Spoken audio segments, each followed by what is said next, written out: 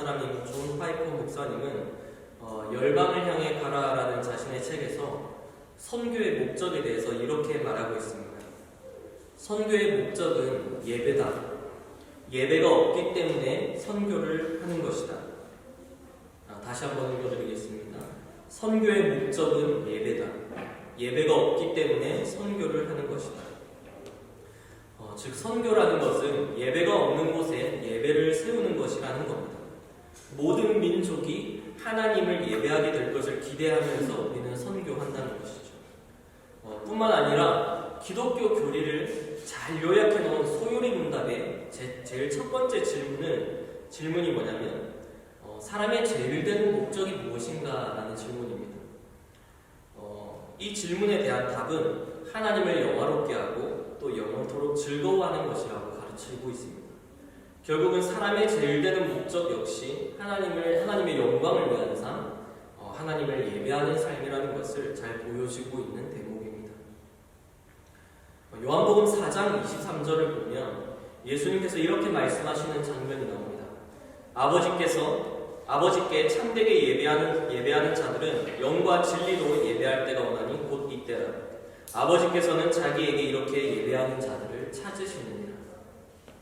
그리스도인들의 삶의 목적이 하나님을 예배하는 것이듯 하나님께서도 전심으로 하나님을 예배하는 자들을 찾으시고 그들로 인해서 기뻐하신다라는 사실을 우리는 이 말씀 구절을 통해서 알 수 있습니다. 오늘날 수많은 예배가 드려지고 있습니다. 코로나로 인해서 예배 형태가 달라지기도 했지만요. 대면 예배로든 비대면 예배로든 수많은 예배가 드려지고 있습니다. 그리고 수많은 예배자들이 있습니다. 이제는 예배가 하나의 문화처럼 자리 잡아서 마치 문화가 유행을 타듯이 예배 역시 교회마다 유행을 타며 바뀌는 것을 보게 됩니다. 예배의 모습이 어떠하든 오늘 저와 여러분의 마음에 한 가지 묻기를 원하는 것은 우리는 정말 주님이 찾으시는 예배자인가? 우리는 정말 주님이 찾으시는 예배자인가? 이 수많은 예배들 중에서 수많은 예배자들 중에서 우리는 정말 주님이 찾으시는 예배자인가? 라는 질문입니다. 오늘 본문과 더불어서 이 본문의 앞부분의 그 문맥을 잘 살펴보면요. 수많은 예배자들이 등장합니다. 그러나 그 중에서 주님이 찾으셨고 주님이 받으셨던 예배자는 한 가난한 과부였습니다. 참되게 예배하는 자들이 없었던 그 성전에서 이름도 나와있지 않은 이 가난한 과부의 모습을 통해서 오늘 다시 한번 우리 자신을 돌아보고 또 이 어려운 시대에도 주님의 위로가 되어줄 수 있는 그리고 정말 주님이 진정 찾으시는 예배자들이 되기를 간절히 소망합니다. 오늘 본문을 살펴보겠습니다. 오늘 본문은 예루살렘 성전 안에서 있었던 일을 배경으로 하고 있습니다. 성전에서 있었던 일들은 이 마가복음 11장과 12장에 걸쳐서 기록되어 있는데요. 오늘 본문의 이 가난한 과부에 대한 내용은 성전에서 있었던 일들 중에서도 마지막에 기록된 일입니다. 특히 이 본문은 성전에 있었던 다른 일들과도 깊은 관련이 있기 때문에 그 흐름 속에서 그 의미를 좀 찾아보고자 합니다. 먼저 예수님께서 성전에 들어가셔서 가장 먼저 하셨던 일이 무엇인지 아십니까? 예수님께서 성전에 들어가시면서 가장 먼저 하신 일은 우리가 잘 알다시피 성전을 청결하게 하신 사건이었습니다. 마가복음 11장 15절부터 17절에 기록하는 것처럼 예수님께서는 성전에 들어가셔서 성전 안에서 장사하는 자들을 다 쫓아내셨습니다. 그리고 돈 바꾸는 자들의 상과 비둘기 파는 자들의 의자를 둘러 엎으시면서 내 집은 만민이 기도하는 집이라 너희가 강도의 소굴로 만들었다고 그렇게 분노하셨습니다. 장사를 했던 사람들은 성전으로 오는 예배자들에게 꼭 필요했던 이 재물을 가지고 불합리한 이득을 취하는 자들이었기 때문에 예수님께서는 바로 이들을 향해서 예배자들의 마음을 흔들고 예배의 장소를 강도의 소굴로 만들어버린 이런 자들을 향해서 분노를 하신 거죠. 이 일이 있은 후에 성전 안에서는 예수님께서 또다시 다른 사람들을 만나게 되는데 대제사장과 서기관 그리고 장로들을 만나게 됩니다. 종교 지도자들이었던 거죠. 그들은 예수님께 이렇게 물어봅니다. 너가 무슨 권위로 이런 일을 하느냐? 그들이 보기에 예수님은 자신들의 세력을 위협하는 존재였던 거죠. 결국 그들은 하나님을 만나는 자리이자 예배의 자리였던 이 성전에서 자신들의 기득권을 지키기 위해서 그렇게 급급하다가 정작 예수님께서, 하나님의 아들이신 예수님이 이 성전에 왔는데도 불구하고 그런 주님을 경험하지 못했고 만나지 못했어요. 오늘날도 많은 이들이 예배를 드리러 교회에 오지만 정작 다른 것을 붙드느라 다른 것에 마음이 빼앗겨 주님의 은혜를 경험하지 못하고 돌아가는 경우가 많이 있습니다. 안타깝게도 한국 교회에서 들리는 많은 갈등들, 그 소식들을 들어보면 대개 교회 내에서조차도 기득권을 지키려다가 그렇게 싸움이 일어나는 경우를 많이 보게 됩니다. 예수님께서는 또 성전에서 이런 자들을 만났습니다. 예수님의 말씀에 책잡을 만한 게 있을까 해서 그렇게 시험하려고 했던 바리새인들, 그리고 헤롯 당원들, 그리고 자신들의 주장을 위해서라면 성경 말씀을 그렇게 이용하는, 그렇게 꼬아서 이용하는 그런 사두개인들도 있었습니다. 이들 역시도 어느 정도 신앙생활을 한다고 하는 자들이었습니다. 그렇지만 이들은 자신들이 동의하는 내용만, 자신들이 받아들이는 내용만 그렇게 믿고 동의하지 않는 내용은 잘못된 것이라고 비판하는 자들이었습니다. 그들이 생각하는 수준 정도로 하나님을 만들어버리고 그것만을 고집했던 자들이었습니다.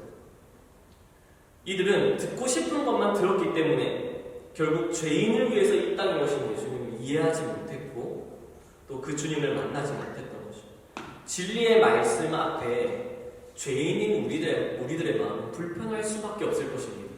왜냐하면 진리의 말씀의 그 검이 우리의 마음 깊숙이 들어올 때는 그렇게 막 너무 좋고 막 평안하고 그렇지 않습니다. 잘못 살아왔던 우리의 삶을 꿰뚫었기 때문에 굉장히 불편한 것이죠.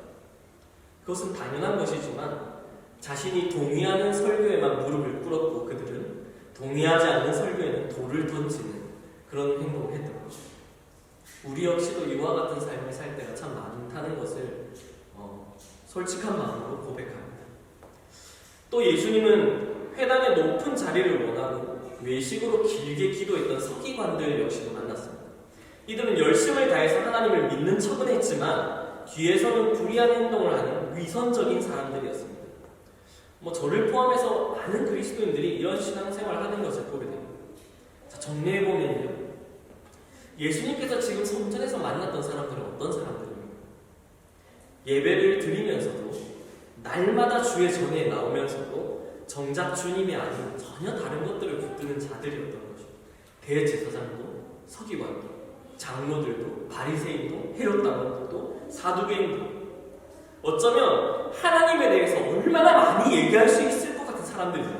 하나님은 이런 분이야. 하나님은 이런 분이야. 너 잘못 살고 있어. 말은 그렇게 많이 하는 사람들이죠. 그런데 그렇게 말은 많이 하고 다녔을 사람들, 정작 예배 자리에서 하나님을 붙드는 것이 아니라 자신들이 가진 것을 놓지 못하는 그런 사람들이었던 것을 알 수 있습니다. 혹시 TV를 보시다가 혹은 영화나 드라마를 보시다가 군인들, 멋진 군인들이나 소방관들이 그 절벽에서 아니면 높은 건물에서 레펠을 타고 내려오는 거 보신 적 있으십니까? 되게 멋있지 않습니까? 저도 이 군대에서 레펠 훈련을 한 적이 있습니다. 엄청 잘했을 것 같지 않습니까? 저도 이게 영화를 굉장히 많이 봤기 때문에 레펠 이 훈련을 딱 앞두고 있었을 때 나도 그렇게 멋있게 내려올 수 있을 거라고 생각을 했습니다. 그리고 실제로 탈 때 진짜 이렇게 절벽을 이렇게 발로 탁 차면서 멋있게 내려올 줄 알았지만 실상 벽에 이렇게 질질 끌려서 내려왔습니다. 저뿐만 아니라 근데 많은 병사들이 그렇게 내려왔습니다. 왠 줄 아십니까? 이 레펠을 타고 내려오려면 이렇게 쭉 길게 느려진 줄이 있는데요. 위쪽으로도 손을 잡고 아래쪽으로도 손을 잡습니다. 그리고 벽을 딱 차는 순간 손을 놔야 내려오는 거죠. 그게 되게 단순한 원리입니다. 손을 놓으면, 줄을 놓으면 내려올 수 있습니다. 근데 정작 발로 찰 때 무서우니까 이 줄을 놓지를 못하는 거예요. 줄을 놓아야 내려올 수 있는데 발은 차면서도 줄을 놓지를 못하는 거죠. 저는 오늘 이 성경의 본문에 나오는 예배자들이 좀 이런 모습이 아닐까 생각해 보게 됩니다. 바로 성전에 있었던 이 사람들 역시 바로 그 줄을 내려놓지 못해서 주님이 있는 곳으로 가지를 못하는 거죠. 오히려 주님을 비난하면서 쫓아내려고 했던 거죠. 자신들이 주인 삼고 있었던 그 줄들, 그 작은 줄을 내려놓고 주님을 찾아야 되는데 그 줄을 내려놓지 못하는 거예요. 자신들이 가지고 있던 전통, 그 기득권, 그리고 내가 했던 그 경험들, 이성, 판단, 그 수많은 것들을 내려놓고 주님 앞에 내려가야 되는데 그것을 내려놓지 못하는 거예요. 명예를 내려놓지 못했고 돈을 내려놓지는 못하는 거예요. 하나님을 예배하는 자리에서 하나님을 예배하기 위해서 모였다고 했지만 날마다 그렇게 주님을 위해서 주의 전에 나오는 사람들이었지만 정작 그들은 다른 주를 붙들고 있었던 거예요. 두 마음을 품는 자들과 같았고 온전히 주님을 의지하지 못하고 오히려 주님을 의지하지 않고 살아가겠다고 생각했던 사람들이었던 거죠. 사랑하는 성도님들, 믿음의 동력자 여러분, 어떻습니까? 우리 주님께서 성전에서 만났던 사람들은 온통 이런 사람들 뿐이었습니다. 주님의 마음이 어떻겠습니까? 영과 진리로 예배하는 자들을 찾고 싶었을 텐데 성전 건물은 화려했을지 모르지만 크고 웅장한 건물 속에서 매일매일 주님께 예배 드린다 했던 사람들의 그 실상이 그렇지 않았던 거죠. 이사야 말씀에서는 이런 말씀이 있습니다. 여호와께서 말씀하시되 너희의 무수한 재물이 내게 무엇이 유익이며 나는 순양의 번제와 살찐 짐승의 기름에 배불렀고 나는 숫송아지와 어린 양이나 순염소의 피를 기뻐하지 아니하노라. 이사야서의 말씀처럼 이들은 어쩌면 수많은 예배를 드렸겠지만 정작 그 중심이 다른 곳에 있었던 예배자들이었습니다. 교회의 주인 되시고 예배의 대상이 되시는 예수님을 쫓아내고 자신들이 붙들고 있는 것을 주인 삼았던 거죠. 여전히 인생의 주인이 자기 자신인 것처럼 그렇게 여기며 살아갔던 자들이었습니다. 어쩌면 자기 자신을 예배하는 자들이었을 겁니다.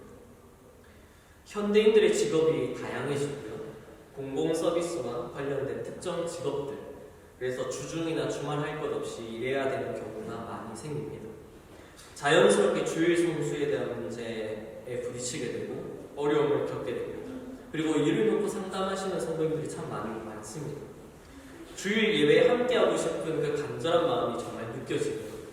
이런 분들은 정말 주일 예배를 드릴 수 있도록 하나님께서 정말 특별하게 역사해 주셨으면 좋겠다는 마음이 들 때가 참 많습니다.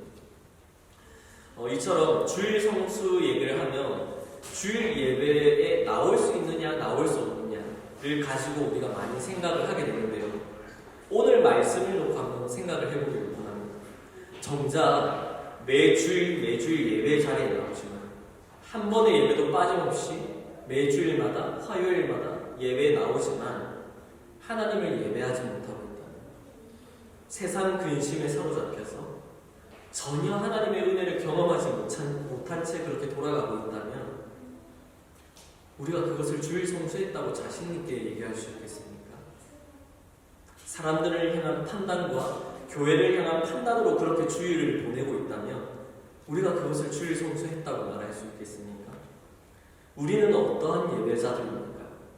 우리가 화요 예배며 주일 예배를 드리면서도 정작 바리새인들과 같이 서기관들과 같이 살아간다면 그것은 결코 주님이 원하시는 모습은 아니리라 생각됩니다. 예배 자리에서 다른 것들을 붙들다가 정작 주님을 잃어버린다면 그것은 결코 주님이 찾으시는 예배자는 아닐 것입니다. 그러나 오늘 본문에서는 이렇게 타락하고 무너져가는 예배자들의 모습 속에서도 주님의 마음에 위로가 되었던 한 사람이 있었습니다. 주님의 마음에 합한 예배자, 주님이 간절히 찾으셨던 예배자가 있었습니다. 오늘 본문에는 이름도 나와 있지 않는 어느 한 가난한 과부였습니다. 어쩌면 성전을 왔다 갔다 하는 그 수많은 사람들 속에서도 왔다 갔는지도 모를 것 같은 그런 이 가난한 과부의 모습 속에서 예수님은 진정한 예배자의 모습을 보셨습니다.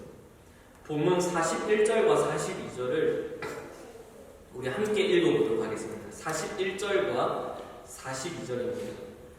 함께 읽겠습니다. 시작. 예수께서 헌금함을 대하여 앉으사 무리가 어떻게 헌금함에 돈 넣는가를 보실세. 여러 부자는 많이 넣는데 한 가난한 과부는 와서 두렙돈 곧 한 보드란트를 넣는지라. 예수님께서는 헌금함 맞은편에 앉아서 사람들이 어떻게 헌금을 하는지 살펴봤습니다. 여느 때처럼 여러 부자들은 자신의 신앙심을 과시하면서 헌금함에 돈을 넣었습니다. 아마 돈 떨어지는 소리만 들어도 정말 풍성한 소리가 들렸을 겁니다. 그러나 실상은 하나님을 예배하는 듯한 그 행위를 속에서도 자신들의 의를 드러내려고 했던 외식하는 자들이었습니다. 그런 가운데 한 가난한 과부가 나타난 거죠. 그녀는 2렙돈을 헌금함에 넣었습니다. 아마도 그녀의 초라한 모습 속에서 이미 가난함이 드러났을 것입니다. 여러 부자들과 한 가난한 과부라는 이 표현 속에서 이미 극명한 대조가 드러나는 거죠. 이 과부가 드린 이 2렙돈, 이 돈이 헌금함에 떨어지는 소리만 들어도 2렙돈이라는 것을 알 정도로 부자들과는 다른 그런 초라한 소리가 들렸을 것입니다. 이렇게 드러나는 외적인 모습뿐만 아니더라도 우리 주님은 분명히 알고 계셨을 것입니다. 우리의 마음과 상황을 아시는 주님께서는 이 여인이 지금 어떠한 형편인지 너무나 잘 알고 계셨을 겁니다. 주님의 도움 없이는, 누군가의 도움 없이는 결코 살아갈 수 없는 이 가난한 과부가 드린 이 작은 헌금, 곡식 한 줌밖에 살 수 없는 이 2렙돈, 이 가난한 과부의 이 헌금이 과부의 모든 소유라는 것, 생활비 전부라는 것을 우리 주님은 잘 알고 계셨을 겁니다. 사랑하는 폭력TV의 성도님들, 이 가난한 과부가 헌금을 드리며 하나님께 예배를 드릴 때 어떠한 마음으로 예배를 드렸겠습니까? 이 가난한 과부가 생활비 전부를 드렸을 이 예배가 어떤 예배였겠습니까? 여기에는 다른 사람들처럼 예배를 드리면서 자신의 의를 드러내려고 하는 그 2가지 마음이 있을 수가 없죠. 오로지 주님만 바라보는 예배였을 거고, 주님만 의지하는 예배였을 것입니다. 주님만을 붙잡는 예배였을 것입니다. 아마도 이 과부의 기도에는 주님, 저에게는 주님밖에 없다라는 절박한 고백이 담겨 있었을 것입니다. 두 마음을 품지 않고 오직 주님만을 의지하고 오직 주님만을 바라보는 이 여인의 믿음 속에서 주님은 참 예배자의 모습을 발견했던 것입니다. 그나마 붙들고 의지할 수 있는 남은 전 재산, 이 2렙돈마저 주님께 다 내어드린 거죠. 어떻습니까? 온전히 주님만을 의지하고자 했던 이 과부의 예배는 다른 어떤 부자들의 예배보다, 다른 어떤 종교 지도자들의 예배보다 더 풍성한 예배였음에 틀림없습니다. 예수님의 평가도 이를 증명합니다. 우리 오늘 본문 43절, 이렇게 예수님이 말씀하시죠. 내가 진실로 너희에게 이르노니 이 가난한 과부는 헌금함에 넣는 모든 사람보다도 많이 넣었다. 자신이 붙잡고 있는 초라한 줄마저 놓으면서 오직 주님께로 나아가는 참된 예배자의 모습이었던 겁니다. 이 여인을 통해서 우리가 깨달을 수 있는 것이 무엇입니까?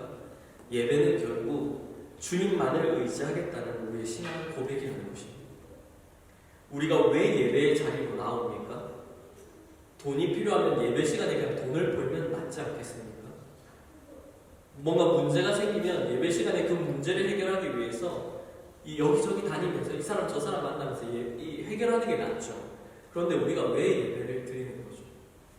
세상을 의지하겠다. 세상은 세상을 의지하겠다고 하겠지만 우리 그리스도인들은 그렇지 않죠.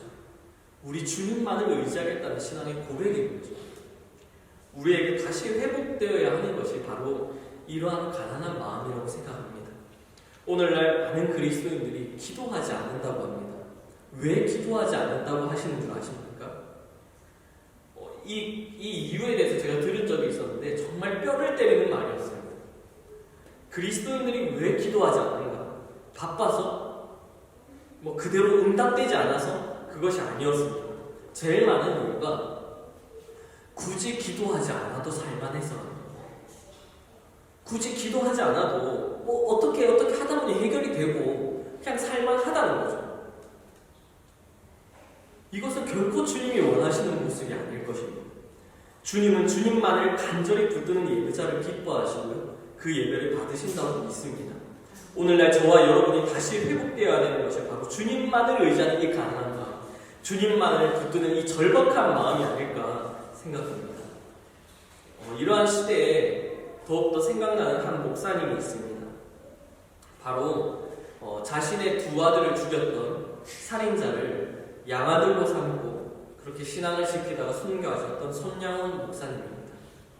손양원 목사님의 삶의 그 여러 대목들이 사실 우리에게 교훈을 주지만, 제가 사실 이 손양원 목사님을 너무 좋아해서 가끔 가끔씩 이렇게 그 한국에는 여수에 가보면 손양원 목사님의 그 애양원이 있거든요. 거기 애양원에 종종 갔었습니다. 거기에 가보면 이 손양원 목사님과 관련된 여러 책들이 이렇게 소개되고 있는데, 제가 이 봤던 책의 한 대목을 여러분들에게 소개해드리고 싶습니다. 이 책에는 손양원 목사님이 그 일제강점기 시절에 신사참배를 거부하다가 투옥되었던 그 재판 과정의 기록과 옥중 편지가 담겨 있습니다. 이 옥중 편지에 실린 손양원 목사님의 그 기도 부분을 읽어드리겠습니다. 복역하는 죄수는 형무소 안에 엄격한 규칙이 있는지라 이 일을 어떻게 극복하고 거절해 나갈 수 있을까?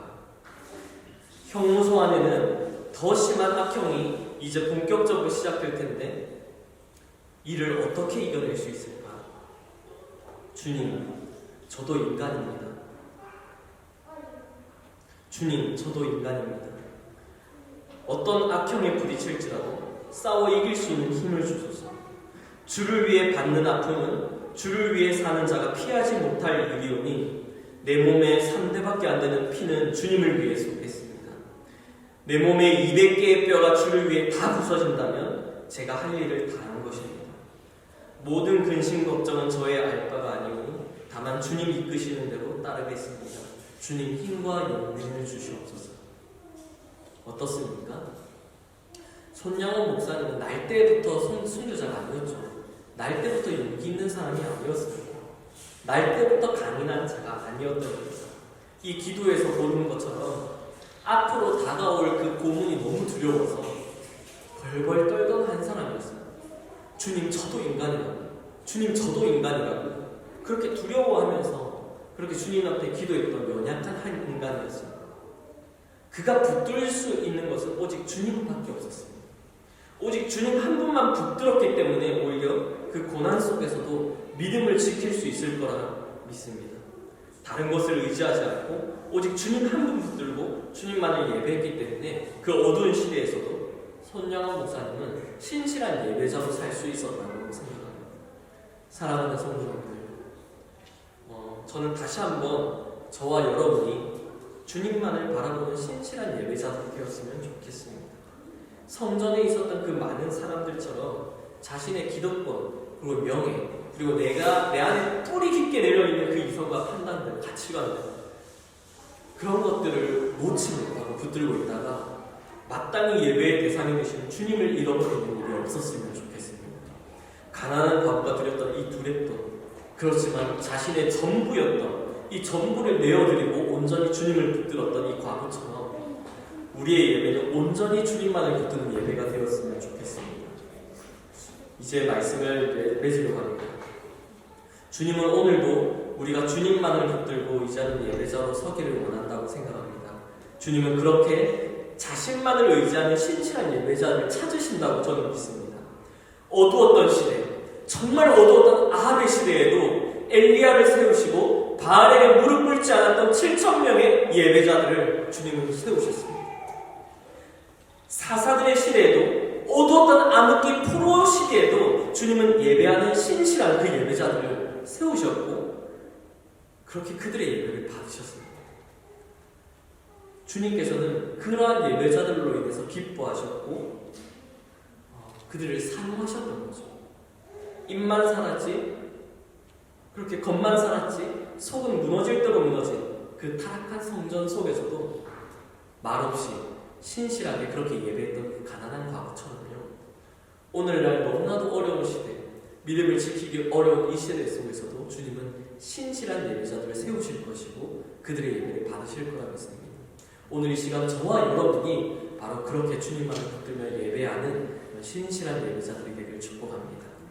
기도하겠습니다.